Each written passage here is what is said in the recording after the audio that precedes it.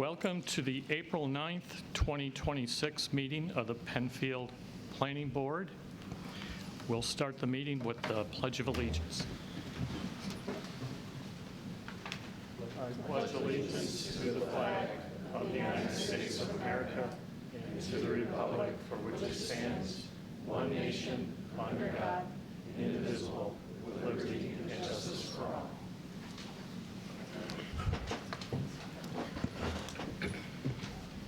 Michelle, if you could please call the roll. Certainly. Kanauer? Kanauer here. Daly? Daly here. McCooey? McCooey here. Tydings? Tydings here. Sangster? Sangster here. Weishaar? Weishaar here. O'Connor? O'Connor here. Prinzing? Prinzing here. Ferrigno here. Approval of the minutes for February 26th, 2026. Any March 26th. comments, additions, questions? All right. Tydings to make a motion to approve. Second.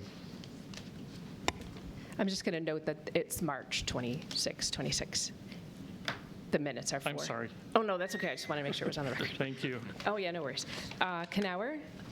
Kanauer, aye. Daly? Daly, aye. McCooey? McCooey, aye. Tydings? Tydings, aye. Okay, welcome everyone. Tonight, we have on the agenda two public hearing applications. One is a sketch plan, the other is for preliminary and final approval. We also have three tabled applications on the agenda, and as we have done in the past, we will start the meeting with our tabled applications. If time permits, we will finish those and go right into the public hearing applications. If we fall short, at 7 o'clock, we will start with the public hearings. So with that, Doug? All right, running through the tabled applications. Tabled application number 1. This is the two-lot subdivision at 1320 Harris Road. At this time, staff has drafted a Part 2, Part 3 AF and a draft approval resolution for the board's consideration. We have no new information at this time regarding the DEC's acceptance of the wetland delineation. We have been or heard from the project engineer. They have stated that they are in the DEC's queue for field validation, but that timeline can be kind of nebulous. Can you speak to the microphone a little bit more? All right. Brian, can you boost mine a little bit just in case I'm quiet? Okay. 1320 Harris Road is a two-lot subdivision. Staff has drafted a Part 2, Part 3 EAF, as well as an approval resolution for the board's consideration. At this time, we have no new information regarding the DEC's acceptance of the wetland delineation. We have heard from the project engineer that they've heard that they are in the queue for field validation, but that can be kind of nebulous. It's really up to the DEC's timeline, and that can be any time through the end of summer. So at this point, the board can consider taking no action unless you feel comfortable with the application moving forward in its present state, understanding that if they do encroach or the DEC determines they are encroaching within the 100-foot buffer, that it could require additional review and reapproval. Okay. Just one thing on that, and this is directed to you, Pete. There was a case recently out of Albany, I guess vacating and annulling DEC's wetland regulations, and so I don't know how that or if that will impact this, but I'm just flagging that in case it does affect how this will be handled moving forward. Thank you. If you have the citation, you can give that to me offline. I'd appreciate that. Yeah.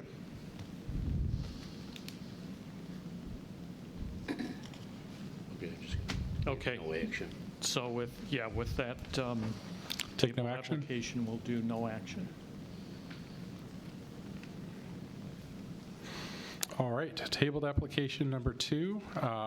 This is the subdivision and site plan for 480 and 484 Plank Road. So as discussed at the last meeting, the applicant's requesting an expansion to conditional use permit for the operation of the gasoline service station. and for the 24-hour operation of the gasoline station and convenience store. We did provide them with the factors for consideration form. They have completed that and returned it. We are still waiting on written responses and updated plans based on the board's tabling resolution. We do know they're working through that. I believe there'll be a new project engineer starting on that application here shortly, so we hope to hear something soon. At this time, the board can consider taking no action.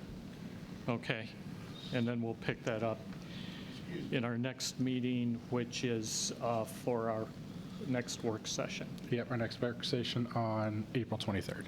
Okay? Yes, sir. Is there any reason why I can't speak on this subject? I was not able to make the public meeting. I called ahead of time and had concerns that they were supposed to meet you guys to read out. I was also told that I could come back, I believe they said the 19th. There was going to be another public hearing, which wasn't true, so I cut my vacation short to be here for that. And that wasn't the case.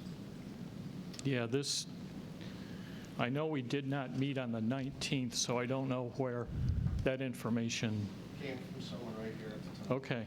I don't want to say her name was Michelle. I don't know if it's the planning department. Yeah, our schedule for public hearings and work sessions is posted on the website. So that public hearing for that application has been closed, but that doesn't mean that you can't submit input. You can send it to the planning office, it will go to the board, and like I said, this isn't going to be approved tonight. There's a fair amount of work that still has to be done. So with that input, then we take that into consideration. There was an email that was received. It may have been yours. Do you live on Plank Road? Yes, sir. Yeah, it was received by the board. They have your information. Okay, and then the Monmouth County Sheriff's reports that they were supposed to have, they said, I don't know anything about that. But I believe that's part of a code enforcement complaint that the code enforcement officer is following up on. I don't have an update on that. But we are currently within a work session. A work session is open for public observation and not public comment. The public hearing was the I just want to make sure that information is in, it's going to be reviewed. yeah, and if you want to continue following up, the board will continue to discuss it in future work sessions as new information comes in for the board to review. And you're more than welcome to continue submitting written comments to the planning department, which will be provided to the board for their review and consideration. Thank you. Okay, you're welcome.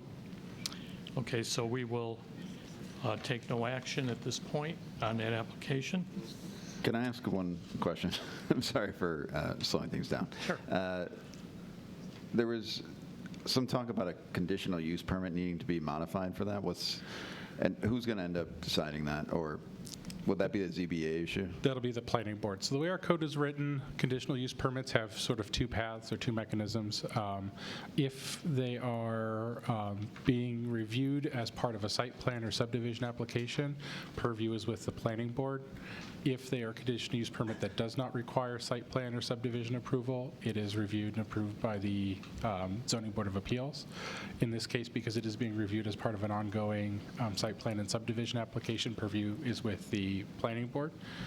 Gasoline service stations are a conditionally permitted use within the LB zoning district. They have an existing conditional use permit that was originally granted in 2007 for the original operation of the building when it was that Tire World or something that was initially torn down, and then the gasoline service station was approved and built. And then a expansion to the conditional use permit was granted in 2013 to allow for 24-hour operation. They are looking at, because they are expanding the operation, it is considered an expansion of a conditional use permit, which is permitted under Chapter 13, Article 250, Chapter 13. Got it, thank you. And it was advertised as an expansion also, so that gets covered in the public notice. All right. Okay. Tabled application number 3, 1801 Fairport 9 Mile Point Road. We haven't received any updated information or materials from the applicant. I know they are working on establishing a meeting between town staff, the applicant, and New York State DOT to discuss the curb cut and sort of the cost for future installation of the signalized intersection at Sweets Corners Road. I know there has been some ongoing calendar time challenges between parties, so we're still working on getting that set. We expect revised plans will come after that. Okay. So at this time, the board can consider taking no action. Okay, so no action on that last tabled application. Okay. Okay, so at this point in time, we moved through those fairly quickly. We'll start with the public hearing applications. As I had mentioned, the first one is a sketch plan, which means the applicant is providing a summary and some limited documentation on what their intent is. Can you put it up on the main screen? Yes, a PCTV will be. They haven't started that part yet. We started, They're- put it up. They will. So this is for the applicant to go through what the proposed project is, but it's not a complete application. Again, the intent is to get the board's comments back, generally through a letter back to the applicant, and because it is a public hearing application too, the input from people here, once the applicant has spoken and the board asks questions, then we'll get input from people that want to speak to this application. Okay? All right. Application number 1, BME Associates, 800 Parker Hill Drive, Suite 100, Rochester, New York, 14625, on behalf of One School Global, requests an informal discussion before the board for a sketch plan proposal. The proposal includes a 2-lot subdivision of 11.3 acres for the development of a 19,350 square foot single-story private school on Lot 1 and a 1,200 square foot single-story church on Lot 2 at 1275 5 Mile Line Road, Penfield, New York, 14526. The property is now or formerly owned by 1275 5 Mile Line Road, LLC, and zoned residential R120, application number 26P-0008, SBL 094.03-1-22. Thank you. Go ahead, John. It's good. Thanks for making the time to listen to our proposal. So I guess just for a bit of background as to who One School Global is, and then also how that relates to the church entity. So One School Global is a global schooling organisation headquartered in Sydney, Australia. The main methodology behind the schooling system is teaching students to learn how to learn. So it's not your typical classroom by classroom school. The students are broken out into junior and senior, and then most of their classing is done via virtual software. So we use Zoom technology for the students to join those classes on, and the teachers can be either at the facility or within a facility within their region. So our region is the East Coast of the USA. Current facility that we're in at the moment is in Webster, so 10 minutes from here on Ebner Drive. It used to be the old rec centre for the Webster town. We bought that over 10 years ago. We put a serious amount of work into the building to get it up to the standard that we needed it at for our students. That space is too large for what we need right now. Our student count right now is just under 30 students at the entire school. It's a private school. And so we are looking to build a new purpose-built school on this property for the students to relocate to. In terms of the relationship with the church, so obviously both properties, or both entities, I guess, OSG, which is One School Global, and PBCC, which is the entity for the church, is part of a larger community in the Rochester area. So that's sort of the link up there. In terms of why this site and why Penfield, so obviously we have had a member of the community has owned this property for over 10 years now, with plans to eventually develop it into a site of this nature with these buildings on it, and we're now getting around to it. So Peter is the engineer on the project, so I'll hand it over to him for further comments. All right, thank you. Good evening. My name is Peter Vars with BME Associates, appearing on behalf of One School Globo. To my left is Charlton Stevens from One School Globo. As mentioned, we're here this evening to review with you a proposed, a sketch plan application for a proposed private school and church that would be located on 2 lots that would be subdivided out of an 11.4 acre parcel that's located at 1275 5 Mile Line Road. The property is zoned R120. The property currently is vacant land, and as Charlton mentioned, they have owned this property for over 10 years. It's bounded to the west and the south by the lands of Bauman Farms, and those lands also are within a town conservation open space easement area. To the north is residential uses, and the property occupies frontage on its eastern boundary along 5 Mile Line Road. There's 2 pieces of frontage. The northern frontage is 220 feet, and the southern frontage is 130 feet, which is across from Sea-Watch Trail. As I mentioned, the proposal is to subdivide this 11.4 acres into 2 lots.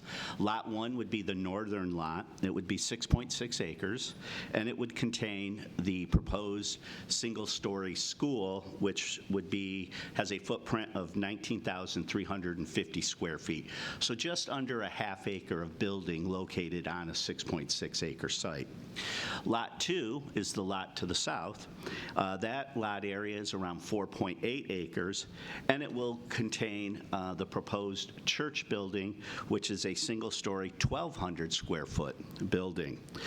Both uses, the school and the church, do require a conditional use permit, which when we make our formal preliminary final subdivision and site plan application, it will include the conditional use permit application to this board for these 2 proposed uses within the residential zone district. The sketch plan has been prepared such that the 2 lots proposed in the site plan layout conforms to the lot area standards and the setbacks of the R120 district, specifically how it applies to conditional uses. And that primarily means the code requires for conditional uses within a residential district to have 100-foot front setbacks. The school is set back approximately 523 feet from 5 Mile Line Road. The church is from 5 Mile Line Road, again, is over 500 feet, but actually because of the out parcel lot, that thumb lot that sticks in, it measures about 188 feet from that lot. So we do comply with the 100-foot front setback. It requires 100-foot rear setbacks, which are provided to the west, and it requires 100-foot side setbacks, which would be to the north and the south boundaries. And those setbacks are met also with this layout. The one nuance of this, because of the subdivision being provided, we did receive an interpretation that even though there are 2 conditional uses abutting each other, the school abutting the church lot, they still are required to meet the 100-foot setback as a conditional use to its adjoining property. The church meets that requirement. The school, however, will only be 60 feet off of its southern boundary line, the common lot line between itself and the church, and as such, we will be applying to the Zoning Board of Appeals for setback relief in that regards. The buildings comply with the maximum height requirement of the district, which is 35 feet or 2 stories. And it also complies with the minimum lot area standards, which is a minimum lot width of 100 feet and a minimum lot area of 20,000 square feet. The site plan, sketch plan's been prepared, as you can see on the rendering. Each lot, each use will be served by its own driveway coming off of 5 Mile Line Road to serve its parking area, its vehicular access and circulation patterns, and the buildings themselves. Through review with staff, and this even goes back over a year or so ago, there is an interconnection proposed between the two uses, such that if there's need for overflow parking by either use, it's available, or for emergency access. As it relates to the school site plan, which is the northern portion of the proposed plan, as you can see on the rendering, the traffic pattern comes in. There is a circular drop-off area at the east end of the school, that being the school's main entrance, and then a parking field located north of the building for 62 spaces. As Charlton mentioned, their current enrollment is around 30 students. There is no school bus traffic. Students are transported to the school either through parent drop-off or through transit vans. And so this is a very low parking generator and a low traffic generator. Staffing for the school consists of 4 full-time positions and 4 part-time positions. In addition to the school and the parking and traffic to the west or the rear of the school, there would be 2 athletic fields. These fields are approximately 100 feet by 200 feet each, so about a half acre each.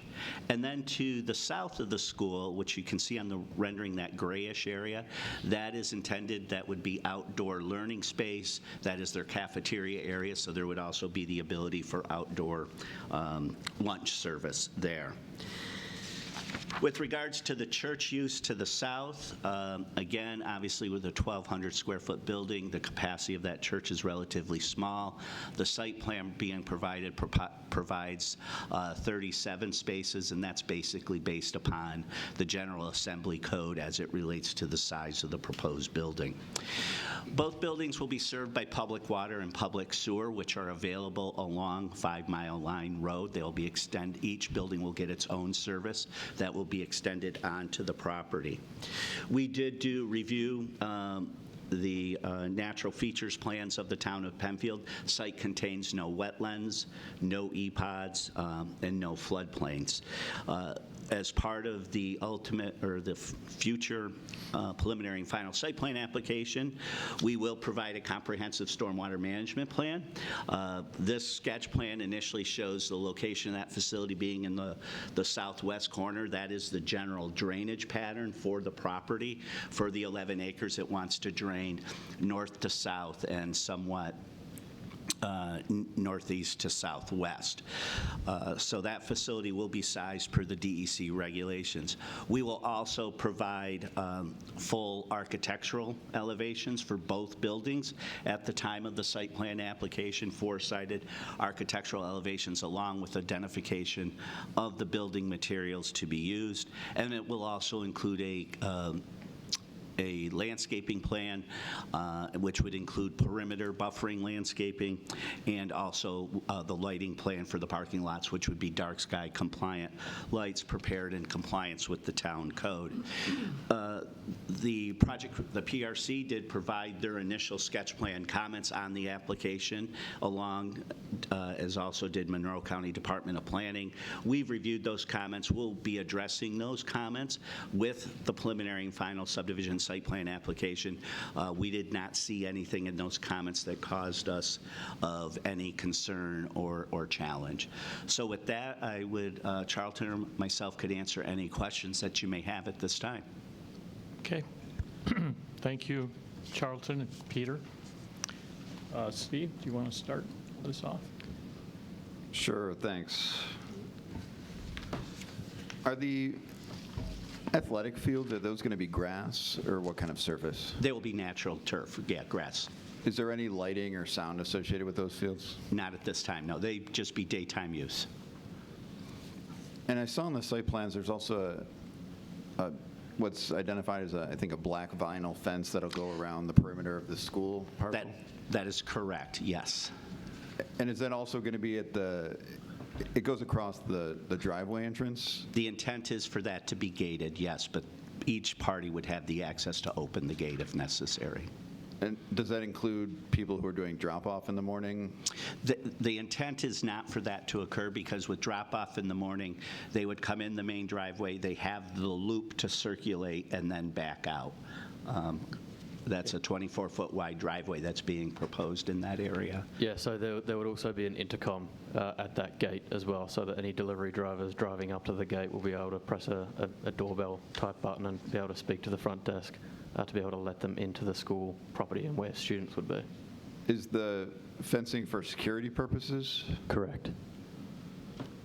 And in the mornings or afternoons, for that matter, would traffic also be using the church lawn at the same time to facilitate access in and out? No, it'll just be in and out of the school lot. Okay. And I'm not a stormwater engineer. We have those folks at the town. But the stormwater management facility is in the bottom left of the two parcels. What kind of planning has gone into both the sizing and placement of that relative to the impervious surfaces at the site?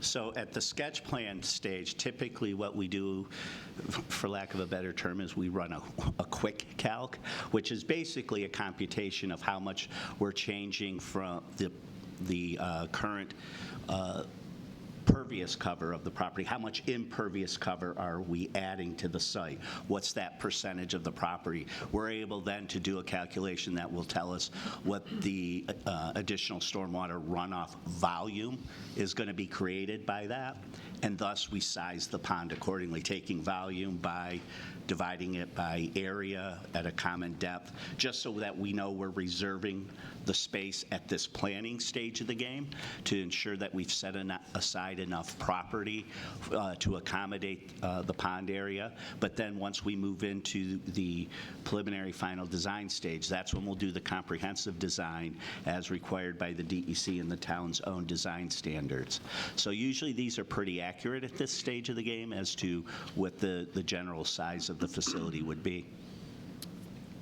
But if I understand, so it could move, is what you're saying, based on... I only smile because, yes, it could, but the point is we typically locate these where the current drainage patterns are where they exist today. Point is with our stormwater design, we do not look to change drainage patterns. In other words, the water today is pretty much leaving this property in that general area. That's the traditional or historic drainage pattern, so we look to maintain that pattern such that we're not discharging water where currently water is not leaving the site. So, and then obviously it's also working with topography and grade. Got it. And the county had suggested coordinating or communicating with the neighboring property owner who operates that farm. I guess it's Bauman. Yep. Have you guys been in communication with them? Yeah, we have. We've had a conversation with Jim Bowman, who owns the property, and we've leased the property back to him for a number of years now to be able to plant crops on every year and use the property, and he has no concerns.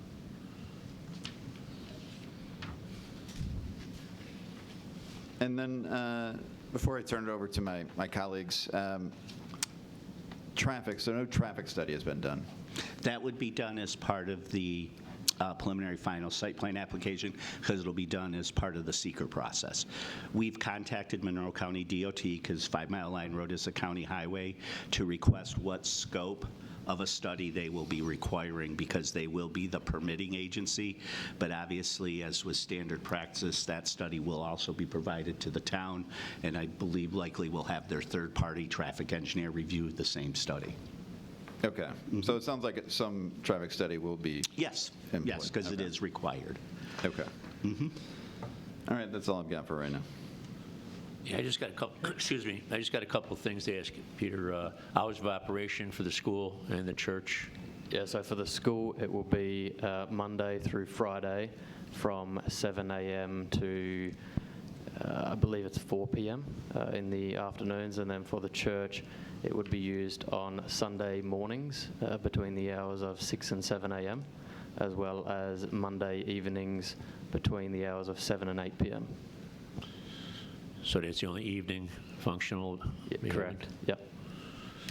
You covered the lighting. I'm sure you'll be covering it more.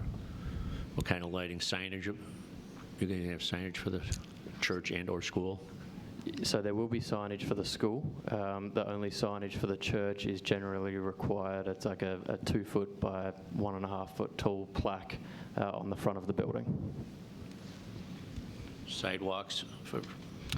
We will comply with the town's sidewalk policy as it relates to property frontage, yes. Along the front, probably the roadway too, right? We'll go over that.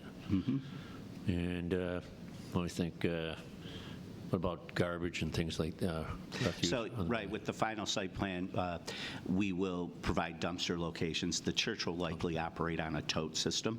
Okay. But we'll provide all those details for the enclosure and whatnot. Okay, and obviously we'll have our landscape consultant probably Correct. touch base with you about that. Okay, I think that's good for right now. Thank you. Thank you. I just wanted to go back to the traffic volume. I know the traffic study will be done, but for the church specifically, thank you for providing the hours. And you said it's a relatively small facility, but what's like the volume of attendance for your typical service? Yeah, so at the church, it would be roughly around 35 to 40 people. That is obviously consisting of probably around, my best estimate is probably 8 to 10 families, which would all drive in their own car. Okay, great. That's all I have. Okay, you had mentioned signage that would just be on the buildings? Yeah, so for the church, it'll just be on the building. For the school, we will most likely require a sign out the front, Probably a monument Right. type sign. And Exactly. we'll detail that and locate it on the site plan application, to make sure we comply with code. Okay. Okay, at this point in time, we will, for the people in the audience and those at home, take public input on this application. You can fill out the slip of paper at the table at the door, and then I'll have your name, and I can call your name, or at the end, you can just, if everyone else has spoken, raise your hand and come forward. So first person here is Peter Dorner.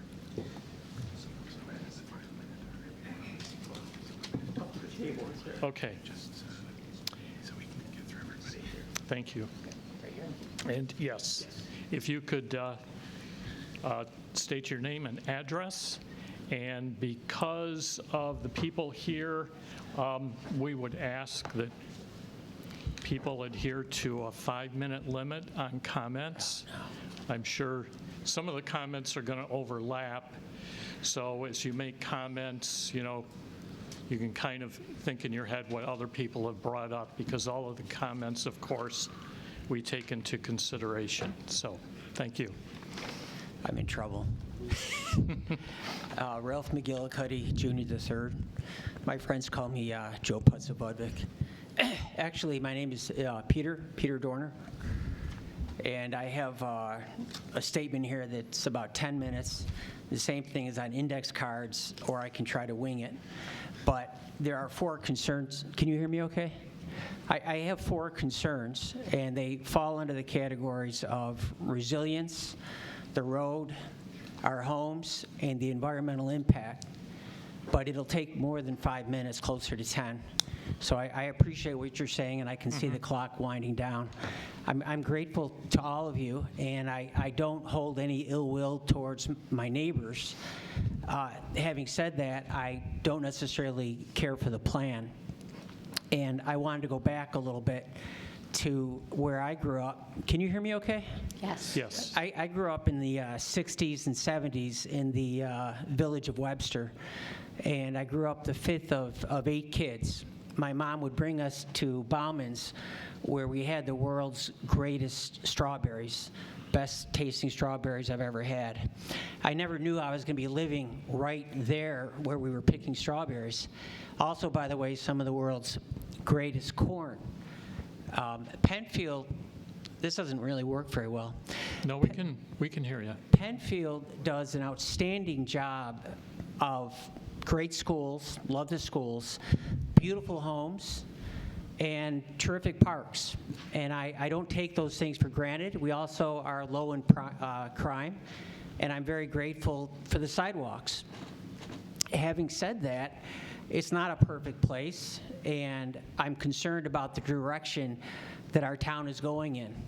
I mentioned resilience, and I believe that this plan does not make us more resilient.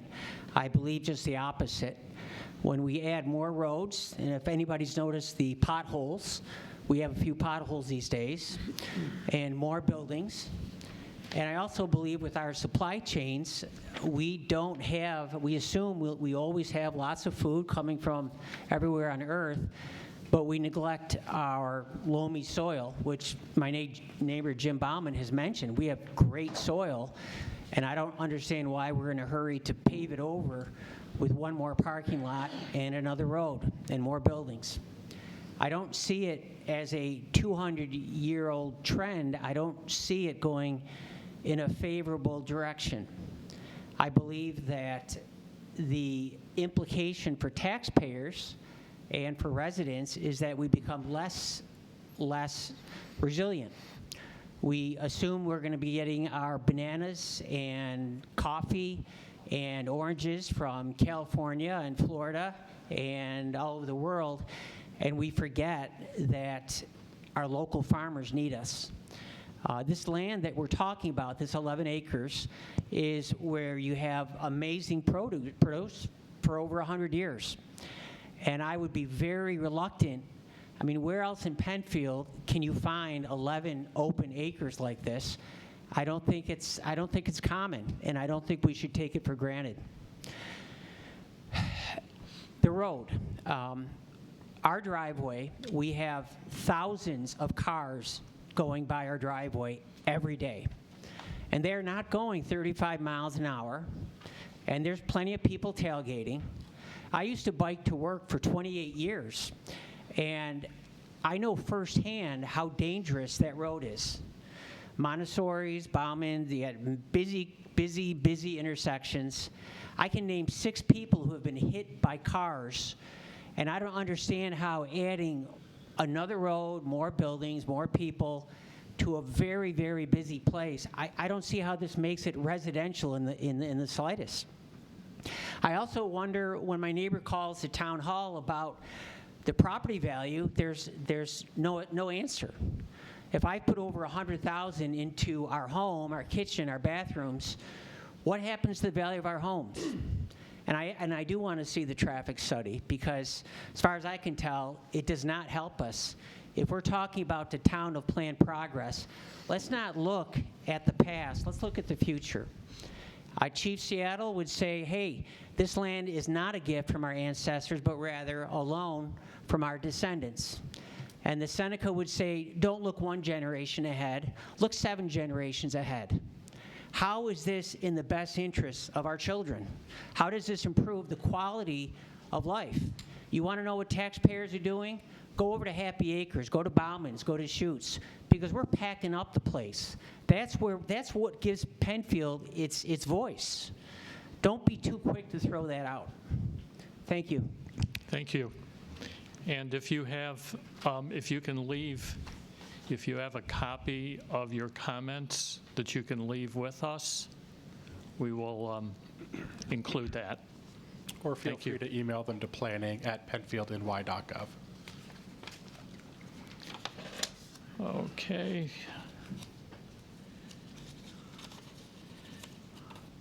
Next person, Jim Bauman.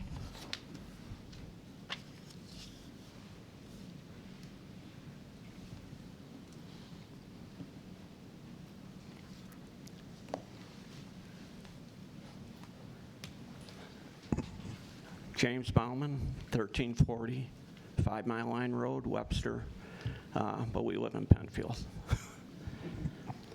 I have no objection to this project.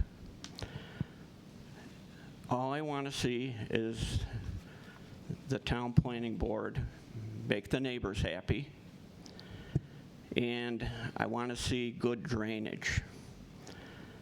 This property has 2 drainage basins on it. One goes to Shipbuilders Creek, but the majority of the water on this property goes to Tuffa Glen. It heads south. Now, I noticed they put the pond way in the back. Of course, they're going to topographically grade this property, and I hope that the pond is large enough to take a 100-year storm. They said it was going to be, I think, a detention pond. Is that correct? Yes. Yeah. Yeah. Do you want? Okay. Yeah, so, I think, so there's going to be no pipes coming out of that pond, just the one going in, right? and we will see when they go in for the full application, all of the calculations for the drainage will be done. But all of that is good input because obviously you know the land there. Correct. So, and at the end of the public comments, the applicant will also have a chance to respond to some of the questions that have come up. Sure. The fence, does that go around the whole, it looks like it goes around the whole school property. Is that correct? Yes. Yeah. Yes. Okay. I noticed it's like 6 foot. Yes. Okay. Are you worried about deer getting into the property and not getting out? I will say we have not had that problem at our current facility, but So if you want a fence that's going to hold the deer back, you want at least 7 to 8 foot. Yeah. I noticed, I heard too, they're going to put a sidewalk in front. There's already a sidewalk on the east side of that road. This sidewalk would go from nowhere to nowhere.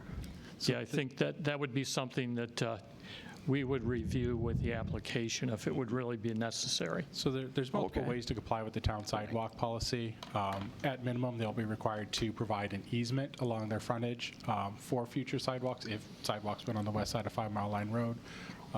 They do have the ability to go to the town board and request a waiver from the sidewalk requirement.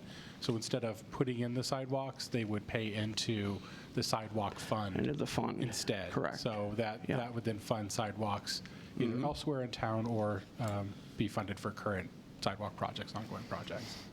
Okay. Again, I really don't have an objection. I'd rather see a school and a small church than a big subdivision on this property. Are we able to ask questions? Yes. Yeah. Specific to the comment you made about make the neighbors happy, I am curious about what that means from your perspective, having operated that parcel, and if you're able specifically to that residential parcel that's in the middle there. Right. So I'm sure you might need more buffer, who knows, whatever is required by the town. Of course, the lights would have to be pointed down, right? I mean, I would assume Yes. they're going to have lights in these parking Any of the lots. projects, we ask for dark sky compliance Right. fixtures, and that's reviewed in the I application. think New York State just passed a law, the governor signed it, that all lighting in the state now has to be pointed down. Yeah, and with a number of applications too, if they're looking for security lighting, possibly at night, we ask that they look at having them automatically dim down and not stay the full brilliance. The technology now allows, timers to do that, so it's not They're lit not up on all night. Yeah, right. Correct, yeah. Other than that, me personally, I don't see a lot wrong with this project. Okay. I think they'd be a good neighbor. Okay, That's it. thank you. Thank you. Okay, Brian Coffey.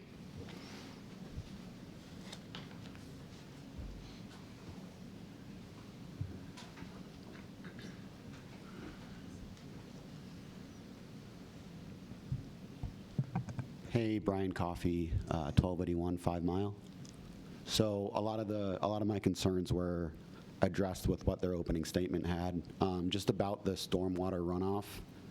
A lot of the trends that I've been seeing in this part of the state in the past 5 years or so, with the snow melt that's occurring late February, early March, with the heavy rains, I just want to make sure that we've looked at that in peak rain conditions, peak drainage, with the snow melt as well. I would just be concerned with what that looks like in terms of spilling over into the neighboring properties, because from there you don't have a ton of clearance to those homes. Next thing you know, you got basement water coming in. None of that's covered by your homeowner's insurance. So that's just one of my concerns I have. Probably my chief concern, and I think it's probably the chief concern of everyone that's on the border of this, privacy. Only 6 foot tall fence. Even if they go to 35 feet, you know, you could be making eye contact with somebody in the school or church from your kitchen or bedroom every day. Going from having nothing back there to having a full-blown parking lot, at least at the back of 1281 right there, you could see them straight out of the back of the home. So my whole thing is, I'm not saying they're not going to do it. I would just want some privacy concerns just to be addressed there, whether it's higher fencing or some natural plants of some kind. Natural buffering. Yeah. Yeah. With those fences too, you know, the higher you go, that area can get pretty windy. So that's just something I would advise anyone, if they're going to put a fence there, it might get torn down with wind, especially the higher you go.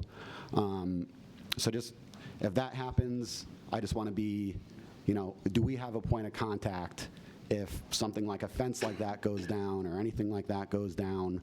Do we have someone that we could talk to get those concerns addressed in a timely manner? Or is it just going to sit there? You know what I mean? With the lighting, you know, we're going from having nothing back there to having some parking lot lighting in the back. You know, pointing down is one thing, but still, it's not the best, especially with only a 6 foot fence, to be able to look in your backyard when you used to have farmland back there. Now you're seeing a parking lot with lights pointed down. I mean, still, yeah, they're pointed down, but at the end of the day, that's not exactly the nicest thing to see, you know, going from farmland to that. And then, do you want to make some comments? Yeah, I mean, I echo the comments. My name is Lauren Coffey, also 1281 5 Mile Line Road. I have concerns over privacy and traffic, as well as the visual elements of the backyard of our property that are going to suffer as a result from this project. As far as privacy, I echo everything my husband said. Going from nothing back there to anyone that's in that property, maybe on the second floor of the school, being able to see into our backyard and into our home. Definitely not the greatest. And then as far as traffic, for anyone who doesn't frequent this area, specifically between, Ridge and Plank, may not realize this, but it is a very busy area, and people use our driveway specifically as a turnaround. Also, because we have a turnaround in that driveway, if you pull it up on Google Maps, people use it all the time. So if your plan is to put a gate all the way back, you're going to have people turning around in that space, just as a heads up. As well as the traffic in the morning from school. You say, you know, there will be no bus traffic, but a bus for 30 students would be a lot less traffic than 30 students coming in all private vehicles or buses or private vans. So there's going to be a lot of traffic in the morning. As someone who leaves that, you know, driveway every single day, it already takes me sometimes 5 minutes to get out of that driveway, and it would be a lot more time with the addition of this development. And yeah, just real quick, I didn't hear it on the first go-around. We were talking about noise impacts, just when they're doing the mass on Sunday morning and then on Monday night, what that noise impact, if any, would look like. Okay. Matt, for 1281 5 Mile, where is that property in relation? Right there. Yep, right there. Okay, Yep, thank you. I think that's it. You have anything Okay. else? Thank you for your Thank comments. you. Thank you. Okay, next, Barry Howard.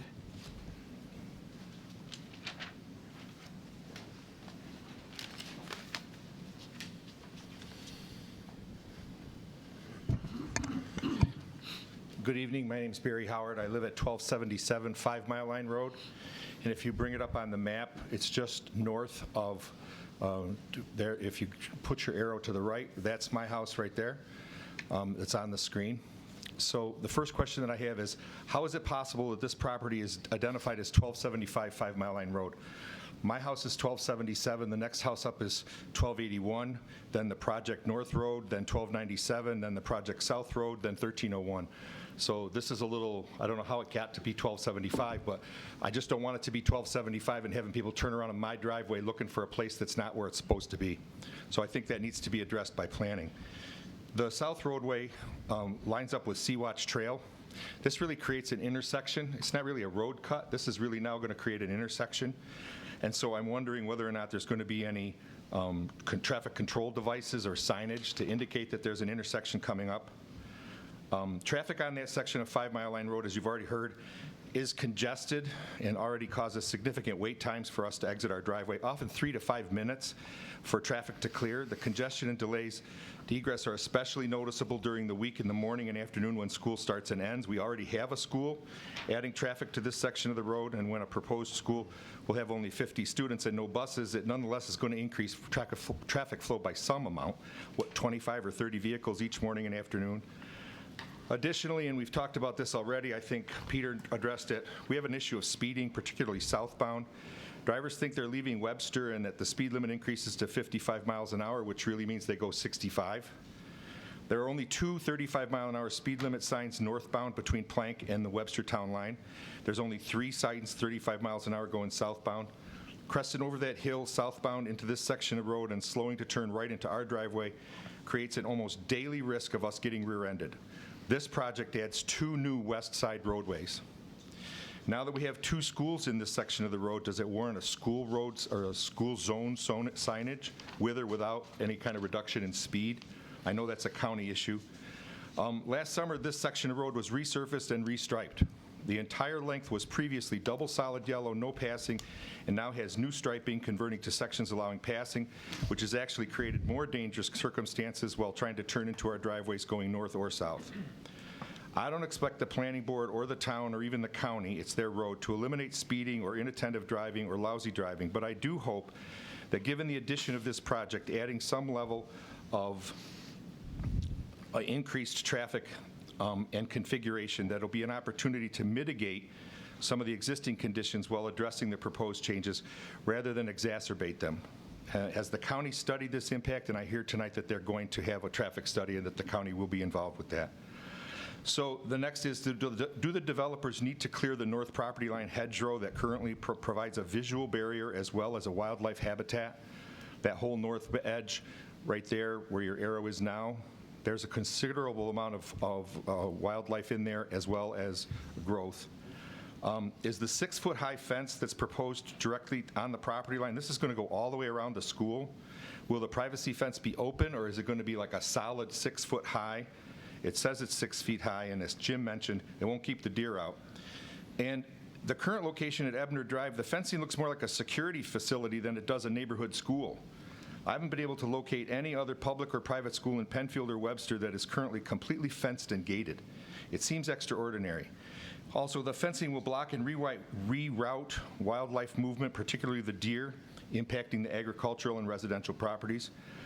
There doesn't seem to be much in the way of buffers, berms, bushes, trees, and I know this is preliminary, but I hope that that's addressed when we come to final, along the property lines that are adjacent to current residences and within line of sight. And what provisions are being made in the parking lot, and it's been touched on as far as lighting is concerned, to prevent light bleed to the adjacent residential properties.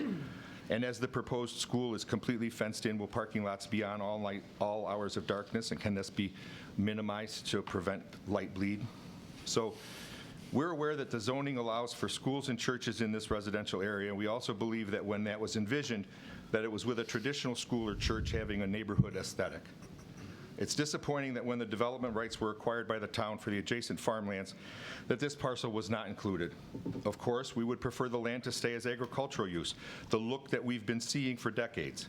We also recognize the rights of the developer to use the property within zoning regulations. Understanding those opposing positions, it's incumbent upon the planning board and any other approving entity and the developer as a good neighbor to do everything within their authority and their ability to make this project fit into the residential agricultural neighborhood it occupies, and to minimize the impact on the balance of the neighbors, including the visual, the traffic, and the aesthetic impacts. Thank you. Thank you, Barry. Okay, next up, Tim Corona. Sorry.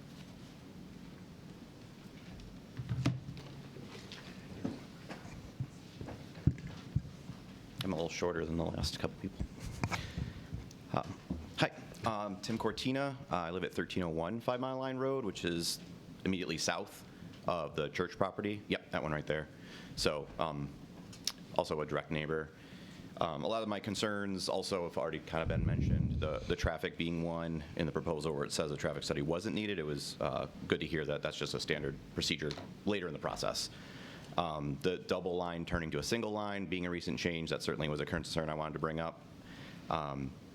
The traffic is pretty terrible. I know my wife has called many times to see if they can get a patrol car out there, and once or twice in the 9-10 years we've been there in that property, they've had someone staking it out. You know, all hours of the day, there's a lot of speeding going on there. We lost a dog that was struck our first year living there due to someone and didn't stop for like 100 feet after hitting it because they're going so fast. So the safety there is definitely a concern. In terms of having like a school speed limit, I think when she called as well, they said if it's a private school, they don't do that. It's only for public schools. I don't know if there's ways to get exceptions to that. But I would definitely want, as many other people, my neighbors have said, getting a traffic study to see what can be done, even beyond this property. Even if this project wasn't continuing, I would still want to have a traffic study figured out of how we can make our neighborhood safer, because that's definitely a problem. It's good they're having the sidewalks put in further along 5 Mile Line Road. That'll certainly help people not having foot traffic on the road itself. But traffic is a problem, and as already mentioned, you know, having individuals bringing their children rather than a bus is going to be more traffic rather than less, and it's going to be at the same time as the Montessori school. Something also, I think it was mentioned maybe once, but for home assessments, for having an additional school and church in addition to the school across the street, having, I don't know if there's some comparables of having Finney and St. Joseph around the corner, Penfield High School in Four Corners. So there's a couple examples that might be nearby. There might be a way to figure that out, but is that going to plummet home values in the neighborhood? That's another concern. And then also I know they've mentioned there's only 30 students right now. 20,000 square feet, maybe that isn't a very big school, but is that scaled to handle a larger student body? And if so, I'd like to know like how much larger, like maybe it's 30 students now, but it could go up to 60 in 5 years, you know, and then the impact is going to be even greater. I think has been mentioned multiple times is not just looking at the current state of the neighborhood, but the future growth of the church and school and the community around it of what that impact might be. And even I definitely want to second and third the water tables that was mentioned, that we need to handle a 100-year storm. We've seen massive ice storms. We've seen massive rain showers and melts from snowfall that happens once every 20, 30, 50 years. So I think that definitely has to be taken into account. And there was something was mentioned that the Bauman's land is town open space easement. Can someone explain, is that just in relation to this property, or is there more in the area, and what that actually means? There is open space around the town. Maybe, Doug, you could. Yeah, so Explain it a little back bit in 2001, the town underwent an open space plan study, or an open space study. The culmination of that was the town identified areas that were deemed valuable for preserving open space. In this area, I think two properties were identified as valuable. There were sort of two mechanisms. Either the town bought the property outright. We did that with some land, I think, for Veterans Memorial Park and a couple different areas. The other mechanism was entering into a conservation easement with the property owner that would restrict the future access and developability of the property. Most of the ones that the town did looked at agricultural lands that were purchased, and the development rights were restricted to only agricultural uses in the future. So I believe the two properties directly, so not the property to the south of it, but the property to the west and further south there, the town has a conservation easement that restricts the future use to agricultural uses. Okay. But not the parcel that we're talking about. But not the parcel that we're talking about, or the one directly adjacent to it. Okay, thank you. That makes sense. And I guess it seems kind of clear, but in terms of a community impact with having like sports fields, with the gates and everything, I imagine it's going to be private and neighborhood kids couldn't go play soccer on those fields or anything like that, so it's not going to be contributing to the community being able to use that space. It's going to be totally private, right? Is the expectation? I would expect so. Yeah. Okay, I want to confirm that. I think that's all I have. Thank you for your time and Okay, going through thank all you, this. Tim. Next up, Russell Vicari.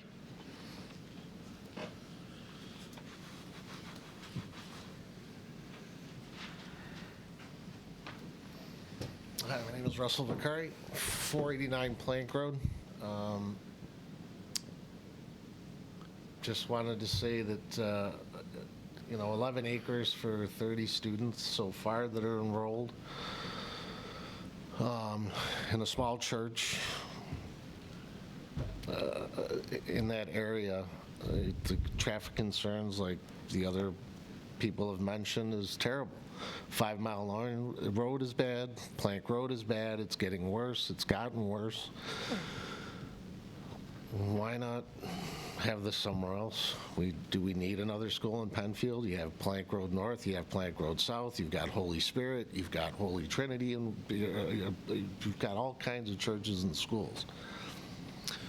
We're going to give up 11, almost 12 acres for a handful of students. And how long has this school been in Penfield? They've got a place now that they're using that's too big. And why build a 19,000 square foot building for, right now, a handful of kids, really? There's the Montessori school, which is private. There's plenty of private schools in Penfield and around Penfield. I don't think that these neighbors need it, or by the sounds of it, really want it. The lighting is another issue. Even though the lights point down, you still get the residual effects of a lighted space behind your house, alongside your houses, and privacy. 2-story building, they're looking into someone's backyard. Someone could be in the bathroom. Their privacy. I feel their concerns for that. But I don't think there's better uses for this property. Agriculture, let's help our farmers, let's help our local businesses. And that's really all I've got. I just think that we need to start thinking more with our heads and less with our pockets. And I don't think we need this. I don't think that Penfield needs another church and another school. Thank you. Okay, thank you, Russell. Okay, that's it for the people that signed up ahead of time. Is there anyone else in the audience that would like to come forward? Yes. Just give us your name and address. Yep. Hi, Greg and Elaine Mason, 57 Armentel Lester. We live just north of the property line. One question for clarification. The notice that we were sent by the town of Penfield indicated 2 single-story buildings. We heard tonight that this is a multi-story building. Could you clarify which is correct? There are 2 single-story buildings. Both buildings are single-story. Yeah, that was, There is not a 2-story, second story proposed for either So building. I had heard it incorrectly then. Thank you. Okay. Secondly, the fence, we've heard a lot about the fence tonight, and that's a major concern of ours. We have tons of wildlife in the area, but the aesthetic that you're describing does not appear to be that of a school and a church. It appears to be more of like, I don't know, state prison aesthetic, completely surrounded property that has locked gates. And quite frankly, I've never heard of a school that has locked gates, even when the students are being dropped off. So that's a major concern for us. And the other concern is a 62 space parking lot that's about 300 feet from our property. And the size of the parking lot is, in my mind, inconsistent with the size of the school, the number of people there, and unless the students are all driving, you don't need that many spots for teachers. Do you have any questions? 8 staff members, I think, was mentioned. And I was also thinking about the fields. It sounds like the fields for playing and having lunch and so forth, it sounds like those are basically going to be used during the day and not for evening sports, like we think of a traditional high school or middle school having sports and needing that big of a parking lot. So we were concerned about that, and certainly the lighting, wildlife, property values. I was just curious to know if it was a church-run school or do they operate independently from one another, and what the plans were in terms of future development for an expanded student body. I think somebody brought that up before, but I wondered if there was any comment about that from you guys. yeah, when the applicant And then the final question, are both of these tax exempt then, once the property's converted over from its current use? I don't know the overall business, I guess, listing, but I suppose that's a possibility if it's a church associated with. The church would likely be exempt under 428, but I don't know about the school. And so again, that's another issue for Penfield, reduction in our tax base. Do you have any other questions? Well, we just wanted to say that we're not opposed to single-family places, but not in favor of other residences or structures. Okay. Thank you. Thank you.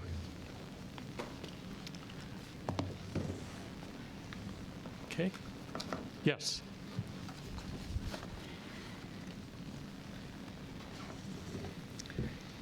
My name is Stephanie Dorner, and we have lived for 20 years at 12975 5 Mile Lane, right there, right in the middle. I had a question about the service times. I understand the church, or the school is affiliated with this church, and from what I had read, there's quite a few more services than just the one on Sunday and one on Monday. And I would like to get the schedule for that, because as you can see, we're surrounded, and I'm not wild about services at all sorts of times coming in and out. And the fence, right? It's just going to look like, I don't want to use the word prison, but it's going to be all, the aesthetic is horrifying.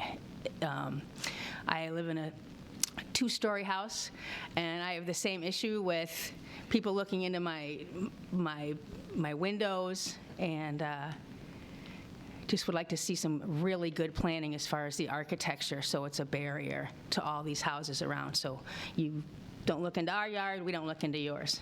So that's all. Okay, thank you. Anyone else? Yes, sir.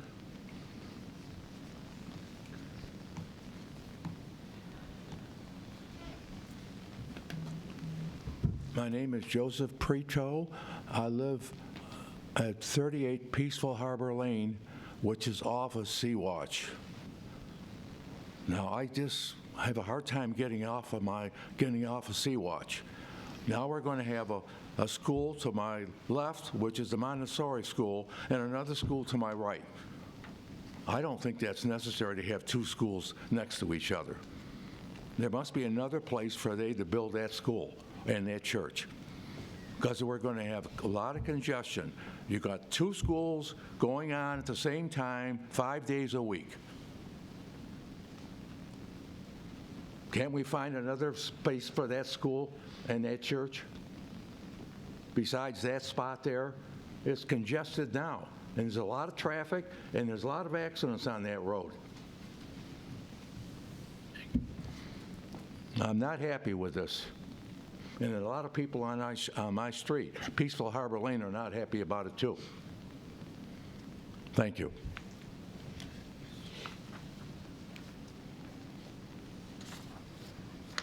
Okay, anyone else? Going once? Oh, sorry. I'm blending into the background, I guess.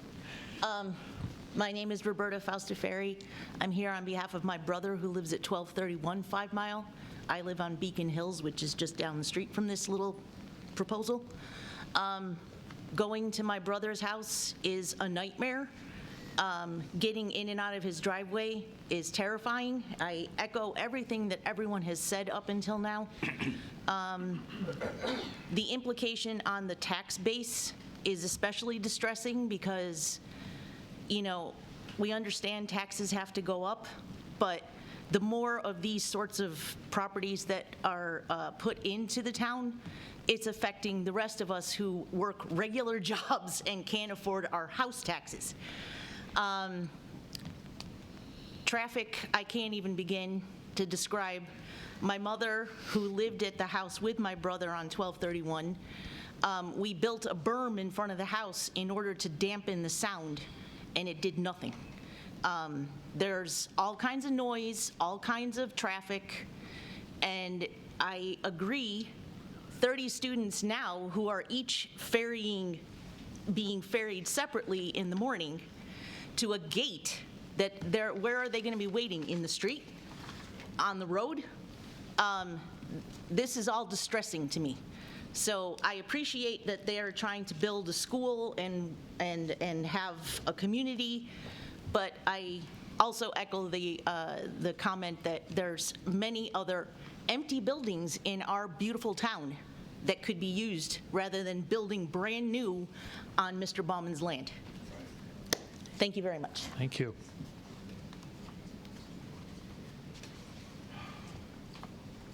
Okay, anyone else? I want to give everybody a chance. Yes.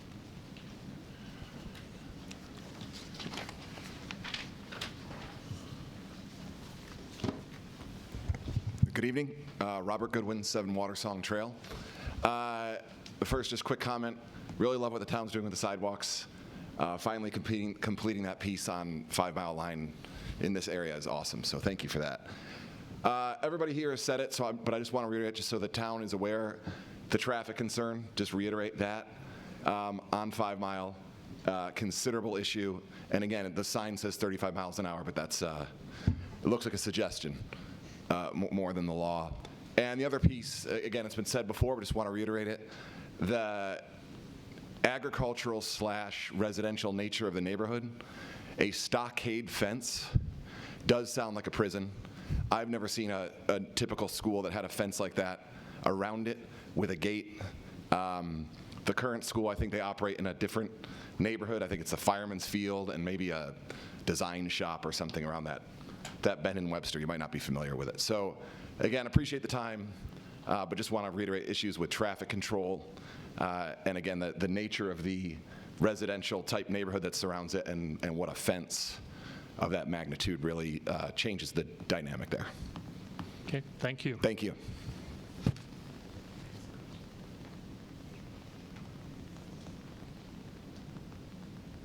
Okay, anyone else in the audience?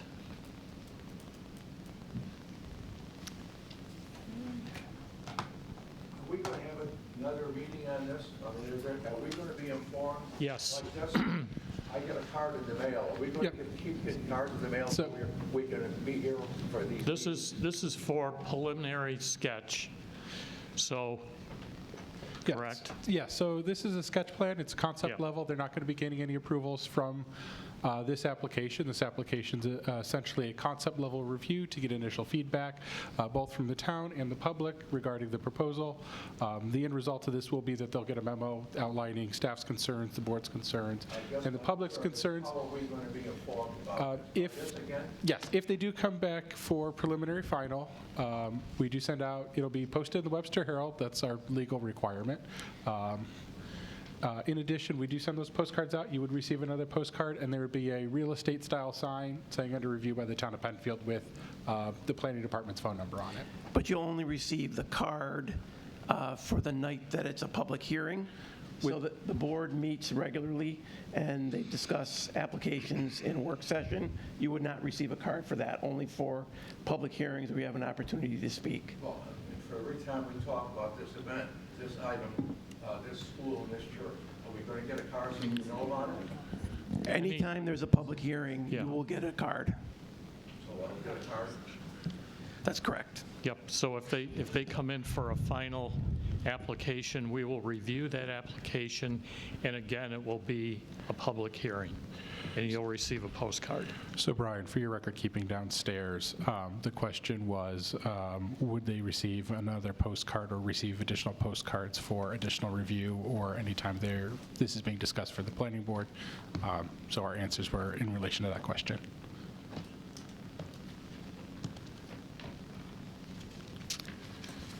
Okay, I'll give anyone who wants to speak another opportunity.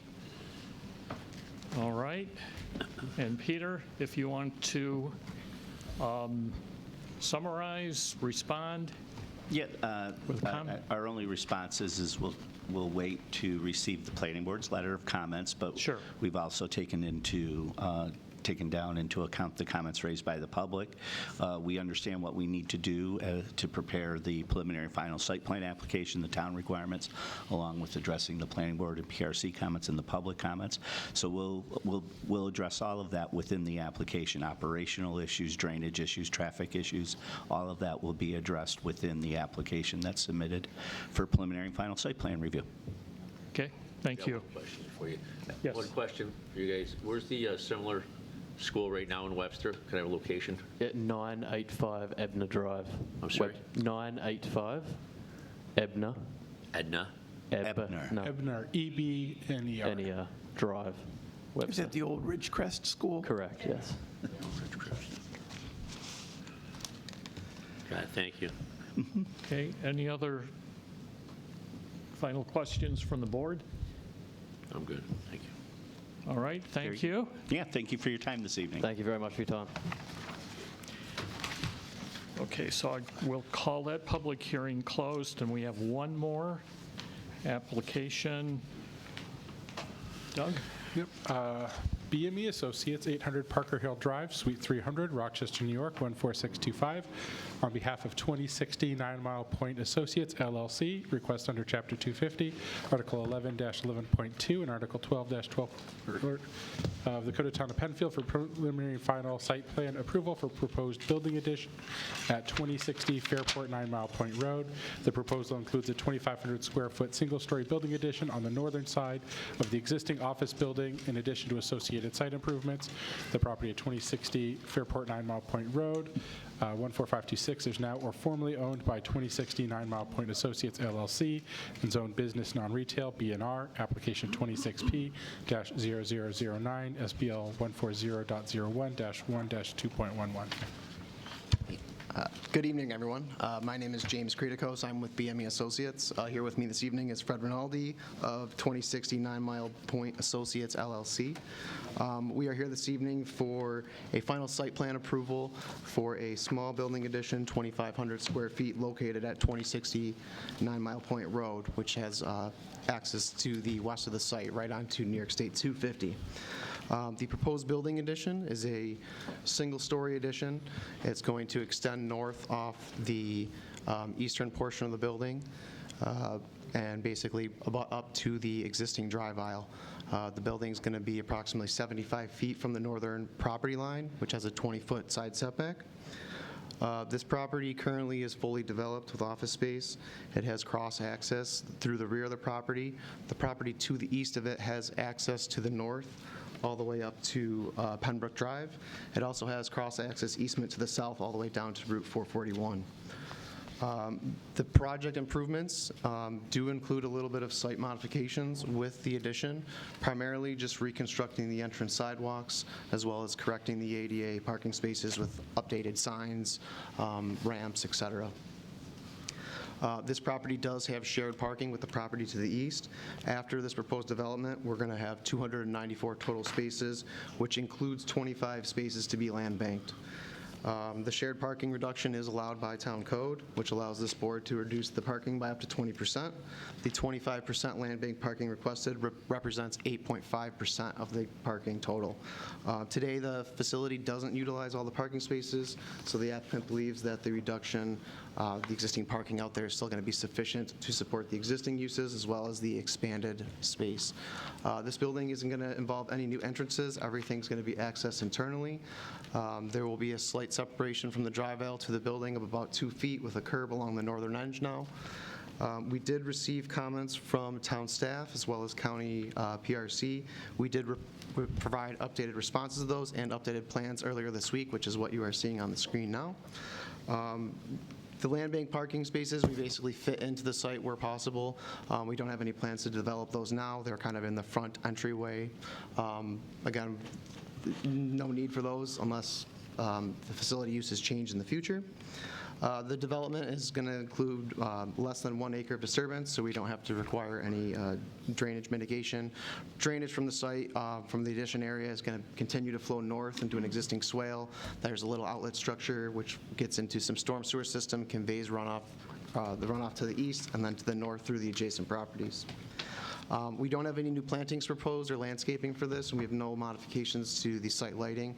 Basically, the development is going to be limited right to the immediate vicinity of the building. For the development, we're going to be proposing temporary construction barriers kind of on the east and west ends of that northern parking area, and have that whole area as lay down for the building addition until such a time as when they can minimize it and allow some of that traffic back through there and recapture some of those parking spaces. The existing facility, temporarily, while those spaces are going to be down or not available for use, will be to the southeast on the adjacent property. Again, there's walkways and everything that can get them into the southern main entrance of the building, which again can get into all the office space interior there. So we're not going to be locking anybody out, just temporarily reducing a little bit of the site circulation for the development. We don't have any new connections to public utilities. All of the water service is going to be plumbed internally. We will be reconnecting downspouts to the existing storm sewers at the north end of the building and tying into the existing sanitary lateral, which is also at the northeast corner of the building. It's a pretty straightforward application. We're happy to answer any questions if you have about the uses or the site development. Okay, let me start, because as long as we got that picture up. Whereabouts is this going? Right there. So basically where that gray car right there, it's going to come out single story right a couple feet from the edge of that existing drive aisle. Yep. And then we'll be rebuilding that existing ADA parking space where the orange car is there, as well as adding a couple more to the right of it there. Yep. So we'll be kind of just cleaning that up, shimming the parking lot, getting it, to meet ADA requirements, and then it'll be kind of cleaned up, seal coated at the end and restriped. So you'll be doing away with the sidewalks in the front of it? Correct. There will not be a sidewalk connection along the north side of the building any longer. You'll be using the same entrance? That entrance, that main entrance? Yep, all the entrance is going to be internal to it, and there is also a secondary entrance on the existing building on the east side there, kind of south How of many that. parking spots you losing? We're not losing any because we're replacing them with the land bank spaces, but that area takes about 7 or 8 away. Yeah, 'cause I go in there a lot. It's usually pretty busy in there. Correct. That parking lot does fill up there, obviously within close proximity to that building. But with the shared parking, people just have to walk a little bit further, but it's, in the interest of the applicant to obtain the additional office space. And architecturally, it'll be the same? Correct. It's going to be basically a single-story gray stucco. We did submit building elevations here. So basically, the top row of windows is the existing building. So it's the single-story addition is just going to have a similar pattern there. You can still match that building? I believe this is going to be a gray stucco type material with the windows. So it's not similar to what's there then? It will be fitting into context with it, but it's not going to be. It is kind of a gray stucco with some brick tire here. Okay, you'll be showing us all that stuff, right? Any of the architectural stuff, any changes or anything? Do we have to have somebody look at it? It's going to be different from that, obviously. That is the addition right there, that one-story portion sticking out. Right, but you aren't showing the colors. The finishes? Yeah. Yeah. It's a gray stucco with a glass for the windows. Just gray stucco, none of, can you go back to the I don't think I have the color graphic. Yeah, I think that would help if we had a, color rendering. If you have it, Johnna. Okay, so, you got that there, Fred, or no? So if we email that, can that be put up on the screen? Yeah, if you email it to planning@penfieldny.gov. Yeah, this way we can take a look at it. So that'll be that. Could I have that picture put up again, please? Oh, the existing? Yeah. Yeah. Okay, that entrance.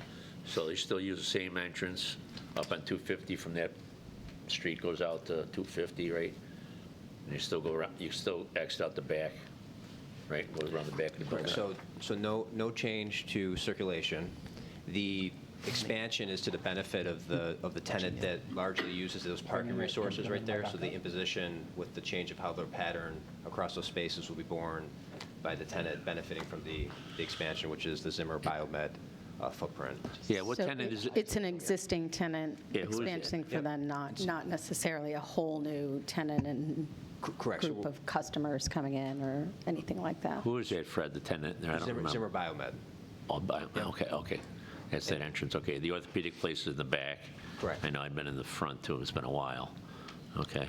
And Side- by way of the sports medicine pad, which was originally a part of this, and then the connection, the LUAMP connection to Penfair, we gained a tremendous amount of parking that just simply will never be utilized. And so There it goes. And then, so the pattern will impact the tenant benefiting from the expansion, is how we approach that.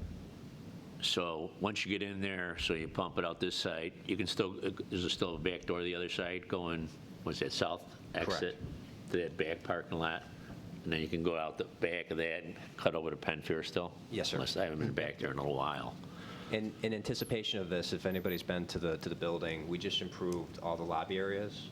And part of the goal there was to promote and make natural the way that people are moving through the lobby as a central deployment area. They're quite beautiful. I do my blood work there. The lobby looks nice. Unfortunately, I spend too much time there as it is, so I don't know.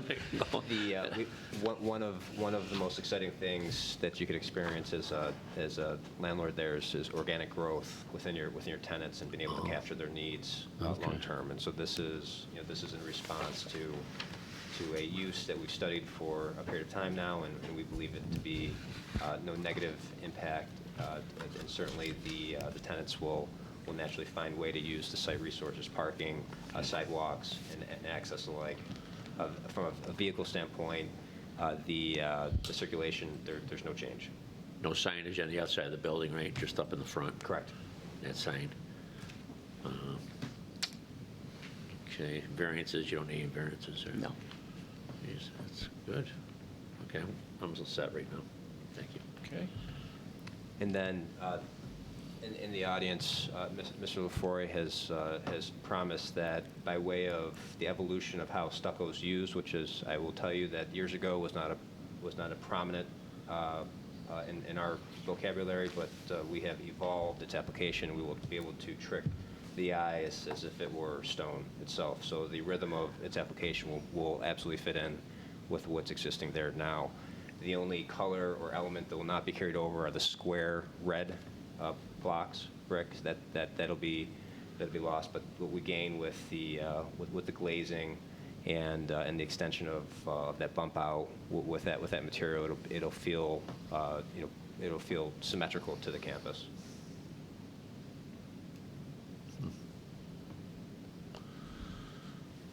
Okay, you're not going to do any more landscaping? Are you going to do any landscaping or no? No, we'll have a little bit of a green area where they'll be able to put something potentially once we rebuild this kind of existing sidewalk and entranceway. But the idea is basically to just maintain all that landscaping around the site and up between the existing sidewalk and the building to date. No change in the hours of operation? I'm sorry, I didn't mean to interrupt.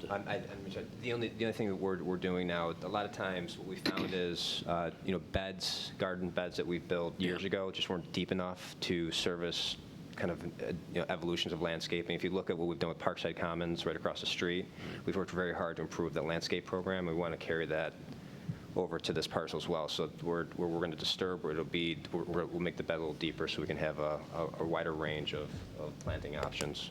And things certainly that are far more resilient to these, to the way that we maintain our parking lots during the winter. Yeah, and we can certainly add a couple of proposed plants. So again, the area is just kind of east and west of that sidewalk there, just to kind of spice up that entrance a little bit. Okay. I think it's, the hours of operation? No change. No change. Okay. I'm good for right now. Thank you. All right. Johnna, anything else? No questions. Steve?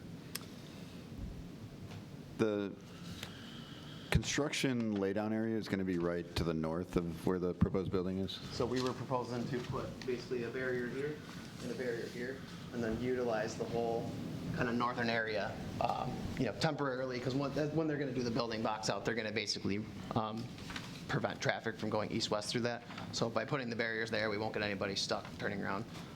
It also provides, parking spaces for the workers and stuff that they'll be able to just stage right there. Okay. And how long is construction expected to last?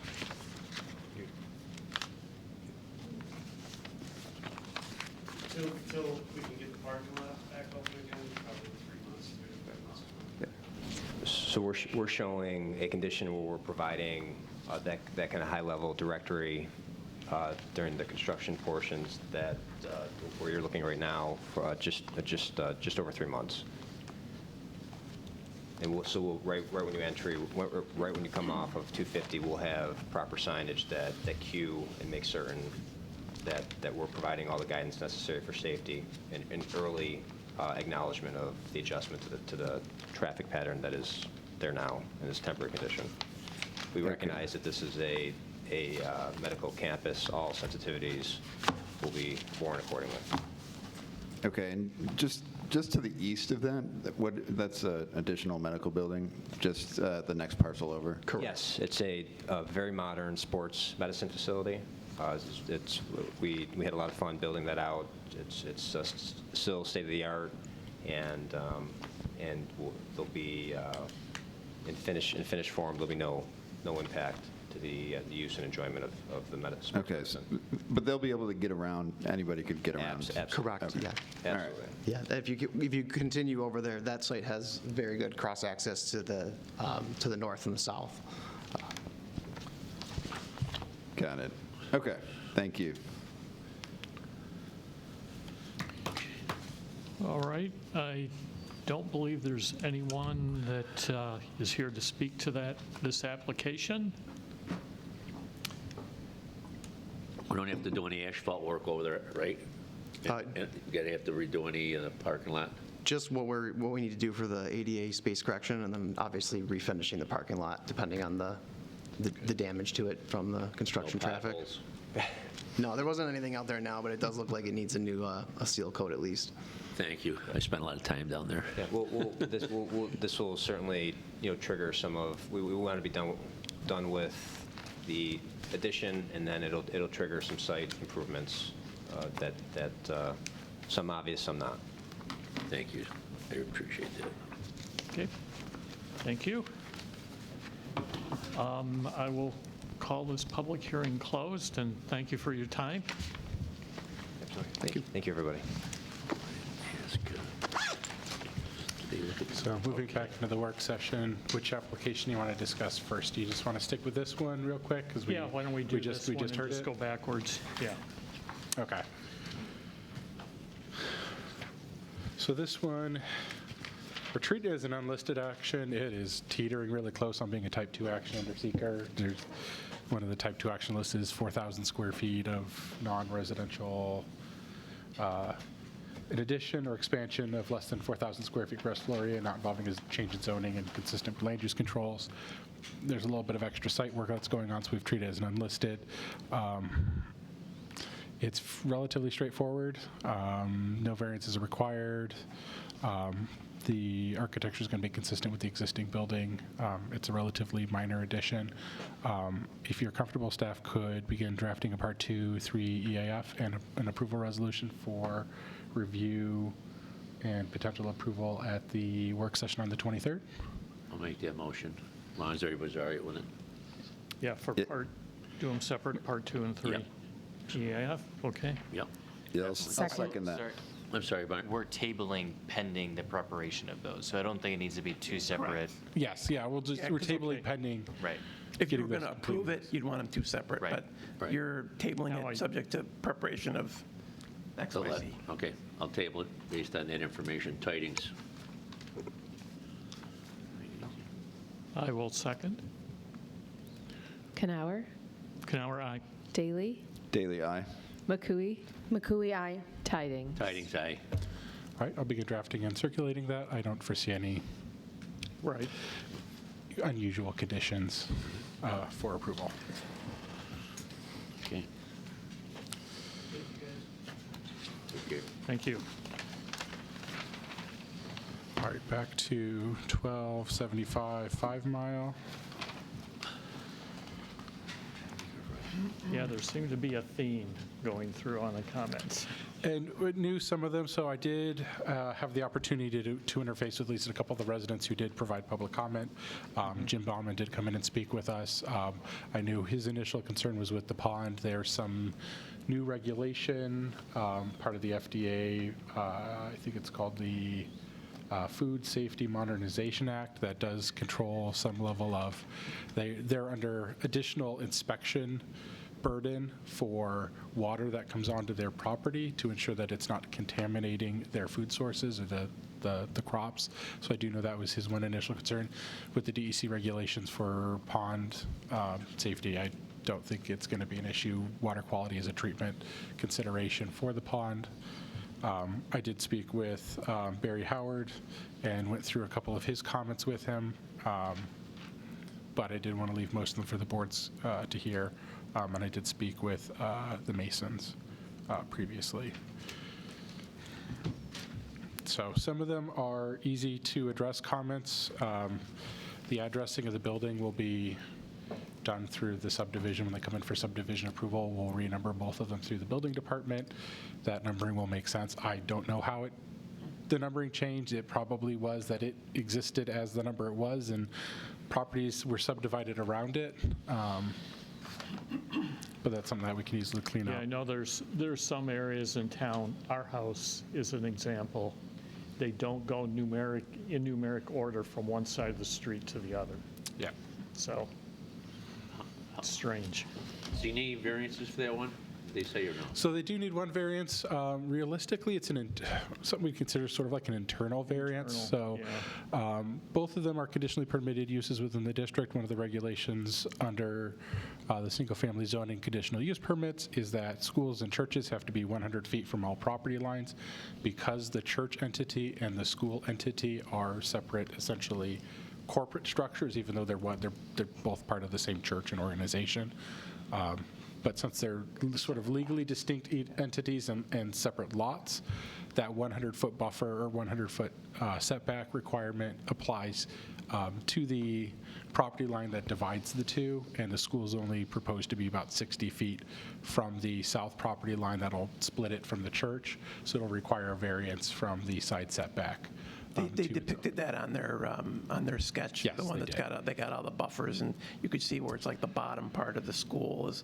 Yeah, kind of so the bumping bottom in. part of the school there will be within the 100-foot buffer to the church property. So that is the one variance that they've identified right now. But you call it an internal variance because they're related parties? Yeah, It's really it's not an internal variance. it's not an internal variance. It's sort of a, if. It'll be up to the zoning board to Yes. decide that. Got it. Yes. Okay. So. Yeah, I see it as, it's two different parcels. I mean, they could be in the future. If they weren't doing this, if they didn't do the subdivision, it wouldn't be a required variance. But you wouldn't want them, for tax purposes, you have an exempt use, and so it's better to keep the church separate rather than include that all Right. together. But I'm saying with the setback, but then that's zoning if they want to, Yeah. So it'll be up to the zoning board of appeals. What about the fence, Doug? 6 foot? 6-foot vinyl fence, I don't know. So their existing fences they appear to be vinyl wrapped, but they're probably some form of metal. So there's a couple locations. Not every location they have has vinyl is fenced. They do have a church on Creek Street that is not fenced in, if I remember correctly. But their other churches, they do have a church, I believe, on Atlantic Avenue, just west of Winton, and then this is the one on Ebner and Webster. I would not That describe appears to this be as a like a vinyl fence. vinyl-covered metal fence. A vinyl-covered metal, but not a So- vinyl, But it's not like a vinyl privacy. plank fence, but Yeah. that's something that we can have them clarify. They did say vinyl, they didn't specify whether it's like a vinyl plank or if it's like a vinyl coated You think metal we like that one fencing. better? That's not a stockade fence though, right? It is not, I wouldn't consider that a stockade. We'll probably get more clarification if they come back for preliminary final. They'll Yes. submit details of the fence that they're proposing. I think there's an interpretation of what they said is. Okay, yeah, thank you. And a note for the board is, I know several of the neighbors did specify wanting a taller fence. If they did go above 6 feet, it would require a variance. 6 feet is the maximum height that we allow for non-agricultural fences. Agricultural fences are allowed to be Wouldn't higher. they want like arborvitae or something that's more Right, aesthetic? there's other ways to establish privacy without making like the biggest, most giant fence ever. Yep, and that'll be something that we'll probably address with them during preliminary final, but it is a comment that we could make, specifically noting that, I believe, gosh, I can't see the addresses on that, like 1281, the parking lot and the drive aisle is right towards the back of their house. The board could, request that they do additional landscaping along that sort of corner. It would provide additional buffering for the neighbors, provide additional buffering for the schools, and block headlights. Likewise with the church parking lot there, requiring, I know they're showing sort of placeholder trees there, but there's additional landscaping the board could request that they do to provide additional buffering for, but that is for you guys to decide. No, I think that's going to be key is some good buffering, even between the residences and the driveway going in. I know that's just sketch. They just show a few trees, but it's got to be, I would think, more of a continuous buffer. So get our landscaping consultant on that Yeah. one. And that'll certainly, when they resubmit, they'll be required to submit a landscaping plan, and we'll send that to Bruce for his review. Are they closing down the Webster School? It made it sounded sound like like it. They it were might. It sounds like they relocating. may hold on to the property, but they're not, won't be using it as a school. I got that impression. Sticking with the fence in relation to wildlife, are they really trying to accomplish keeping the deer out? Is that a necessary thing? Like- Somebody with a 6-foot fence, deer can clear it pretty easy. Right, but I mean, I didn't think that's what I think it was one of the neighbors that mentioned that. And it's unclear what the purpose of the fence is. my impression is the purpose of the fence is for safety. I thought someone said that for security. They said security. And that's why it would be gated and coded, and only people with appropriate access would be able to get in and out of the gate. The question came up of, are you trying to keep are you concerned about wildlife, I think was the question. And he said, like, yeah, but I'm not sure, to your point, is they really concerned about wildlife? Because I'm just curious if that's, I don't believe Like, the impetus for the fence is wildlife. Got it, okay. Yeah, I think with a 6-footer, if they can get in, they can probably get out. Yeah. Now, on out our way where Wickham Farms has the orchards, those are more like 8-foot. And we've gone by there, and there has been a deer trapped in there. And we've called Bill, and then they open the gates. But, it happens. They amended the fence code a couple years ago to kind of allow for different types of agricultural fencing, I think. Yeah, agricultural fencing we've always allowed to be 8 feet. It's what the definition of agricultural has been. There was some ambiguity with folks in having gardens and wanting to agriculturally fence a garden. So I think that was sort of the impetus for that change. But agricultural fencing has always been allowed to be taller than our residential fencing and other fencing categories. I have one question about the conditional use permit. So in the town code, there's conditional use permits in this district for churches and public schools. Does private schools just fall within that? So it does say public school, then it might be under usually there's like a category, it's like paragraph K maybe, that says other uses similar in nature. Yeah, it says there's something like that, so that would be That would be what this would fall under, I think. Okay. Additionally, it can, because it is a parochial school, it may fall under the same one for churches, also allows similar religious institutions as a religious parochial school. It does seem a little bit vague, though. It is a little vague. Yeah. But we do, K is the provision of other legal uses determined following a public hearing by the board having jurisdiction to be similar in nature to those uses described in the above section, to be compatible with the purposes that. Yeah, so we call it the special K provision. It's really only K in the single-family residential. It's different in each of the other ones. The thing that strikes me, though, about that is because it's a private school, I mean, first of all, I can't imagine a public school having a fence around it like this. But I also, when people mentioned also the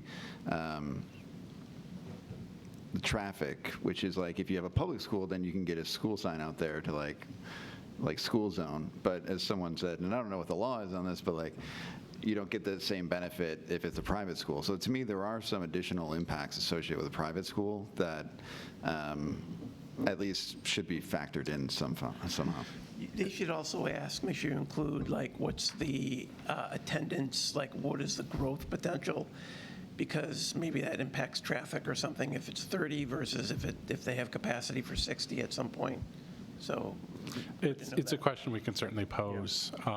As far as the school crossing, that's something we could relay or have them have a conversation with Monroe County DOT. Ultimately, it's a county road. County has jurisdiction over it. I know Penfield High School has asked for signage and rapid flashing beacon crosswalks and things like that, and we've had neighbors in other areas by schools request that.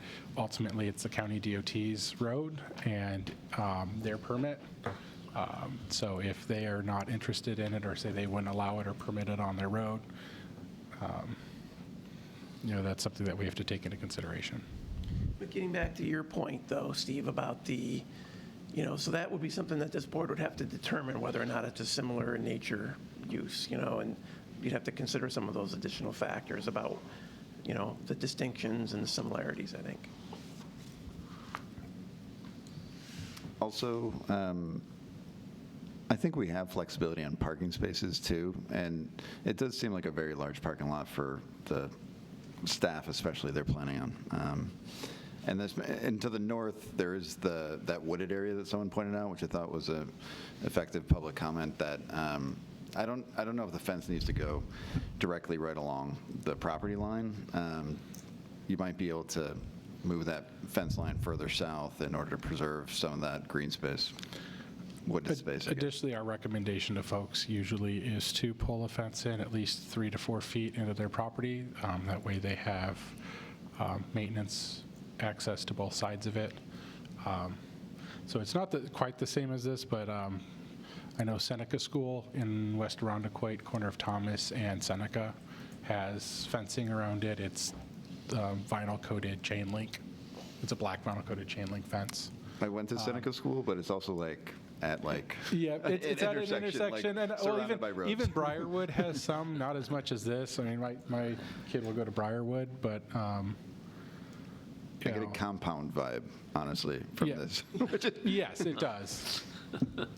I wonder with the amount of parking spots, if they're taking into account if they have events there I think for so. Like parents, they said, students, staff. Student body of about 50. So you Yeah. have, if you say one car per family plus teachers, and they're talking about teachers and staff, 62 spaces. It feels at a high level appropriate. Our code is ambiguous on parking for schools, so they left it and they marked it with an asterisk there. 250-7 point, and I'm going to get it wrong. I want to say it's 7.7. I don't think that's right. Yeah, 7.7, off-street parking, I was right. Lists the whole category uses and minimum parking requirements. Schools are not addressed. There's some potential you could wrap it in under other places of public assemblage, which I think is the phrasing we use is theaters, churches, and other places of public assemblage would be one for each 3 seats. But that doesn't necessarily we don't directly know apply. yet if there's an auditorium in there, what the facility actually looks like inside. And we could request a floor plan or some layout that would provide. I thought I saw there was a request for the floor plan for some reason. Maybe I'm mistaken, but. I just want to make a comment about the discussion around traffic. Certainly a school, and we have scenarios in our town where there is more than one school. I live off of 5 Mile Line Road near the high school. It is a tremendous impact at certain times of day. With that in mind, I think it is a great place to live. There is high value in having a school and a church in your neighborhood, and it's not, while those things might have an immediate impact, they are not all a very negative impact, as maybe might be interpreted by this discussion. So there are other scenarios like that work in our community, and maybe we can look to some of those. That's a public school and 2 private schools. So other models that we live with and work with could perhaps work in this scenario. Anecdotally, one of the things reasons I purchased my house was the proximity to the schools. Mm-hmm. Yeah, I was a little bit surprised to hear that it would have a negative I think value. that over 20 years, my property value has crushed it near those schools and churches, for the record, anecdotally. So, for those concerned.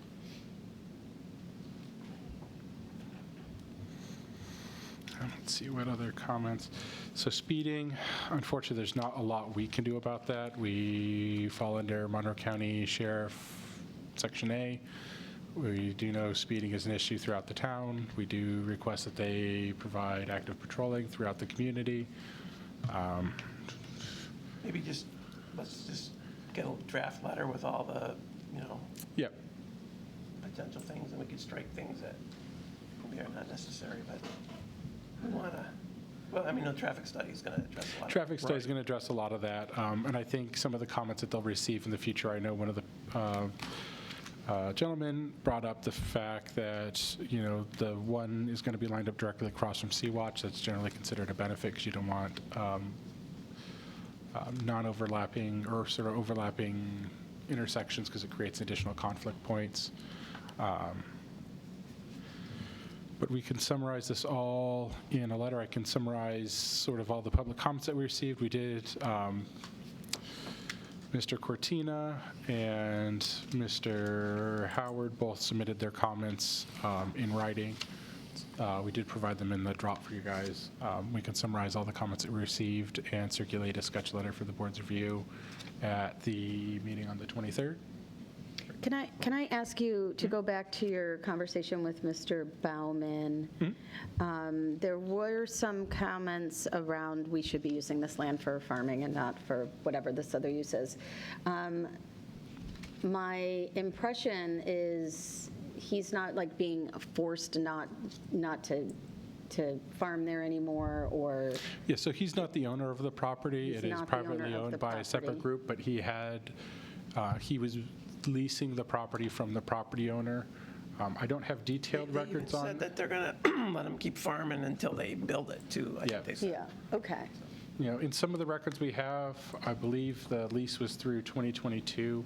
I did try to look up, I think there is still an agricultural exemption on the property. That is something that they're going to want to talk with the assessor. It may delay their construction time just because there may be penalties for conversion of agricultural lands. I'm not super familiar with that. That is really the assessor's territory. So that was going to be one of my comments on the staff side, was to ensure that they've discussed that with the assessor to know what the potential tax look-back period is on that. From the public record I can find right now, they have a large agricultural exemption, so right now the property is only paying about $300 in taxes anyway. But So I know you said or maybe they said they've owned the property for 10 years or so. Did they buy it from Bauman originally? I'm not entirely sure Okay. who they purchased it from. You know, we could certainly That's okay. I was find just that curious information of out. the history of the use. It was purchased, looks like, from Harry Mayer, who I believe also owned and had farmland on the other side. Watersong, I believe, was developed on his property. I think it was initially called Mayer's Farm, the subdivision. Thank you.